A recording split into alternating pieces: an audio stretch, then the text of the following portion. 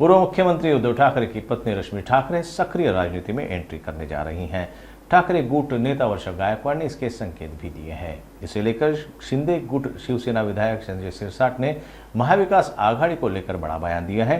आज संभाजीनगर में मीडिया से बात करते हुए उन्होंने कहा कि शायद महाविकास आघाड़ी कांग्रेस के मुख्यमंत्री नहीं बनना चाहते या यह बयान नाना पटोले से विवाद की वजह से दिया गया है। वर्षा गायकवाडांनी जे काही संकेत दिलेत किंवा त्यांनी जे काही रश्मी ठाकरेंचं किंवा सुप्रिया सुळेंचं नाव घेतलंय, कदाचित त्यांच्या मनामध्ये काँग्रेसचा मुख्यमंत्री बनू नये किंवा नाना पटोलेबद्दल त्यांचं अंतर्गत जे काही वाद असतील त्याच्यातून त्यांनी केलेलं ते वक्तव्य असावं किंवा मग आपण खासदारकीची निवडणूक हे ठाकरेंच्या मेहरबानीमुळे आपण जिंकलेली आहे, म्हणून त्यांना आपण बोनस म्हणून आपण त्यांचा मुख्यमंत्री करावा असं कदाचित त्यांच्या डोक्यात असेल।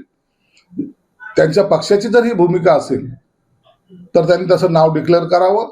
आमची त्याला कोणतीही हरकत असण्याचं काही कारण नाही।